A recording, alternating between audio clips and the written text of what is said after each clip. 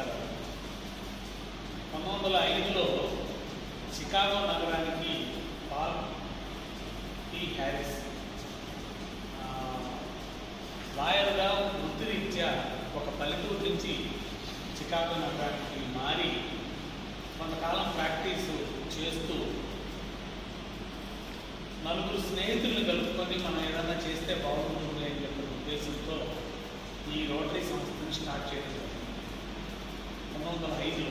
కానీ వీరు జన్మించింది 1868. నాకు ఎందుకు గుర్తంటే కరెక్ట్గా 1968లో మనం చార్టర్ అయింది. 1968లో చార్టర్ అయింది. కరెక్ట్గా రోటరీ కూడా అదే సంవత్సరం స్టార్ట్ చేశారు. వరదపోయి అందువల్ల 68 గుర్తున్నాం. తర్వాత వీరు ఏం చేశారంటే ప్రతి వారం ఒకరోజు ఏదో ఒక ఇంట్లో కలుద్దామని నలుగురు స్నేహితులతో స్టార్ట్ చేయబడిన సంస్థ రోటరీ.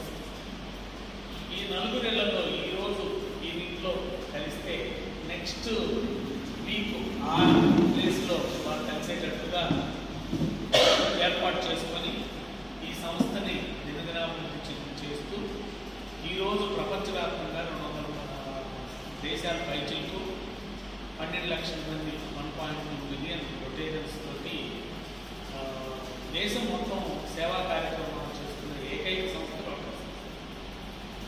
మరి అంతటి ఆ సంస్థని మనకు అందించి దాంతో ఫెలోషిప్, ఫ్రెండ్షిప్ అనే ఒక నినాదాన్ని బలంగా సర్వీస్ అబౌవ్ సెల్ఫ్ అనే ఒక నినాదంతో నిస్వార్థ సేవ చేస్తూ స్నేహాన్ని పెంపొందించుకునే అవకాశాన్ని ఈ రోటరీ సంస్థలో వారు కల్పించారు.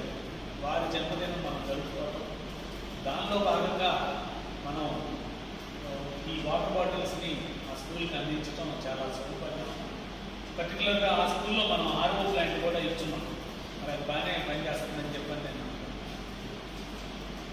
దాంతోపాటుగా ఆ స్కూల్కి చాలా అవసరాలు మనం రోటరీ తరఫున గ్లోబల్ విడిగా అన్నీ మనం చేస్తూ వెళ్తున్నాం.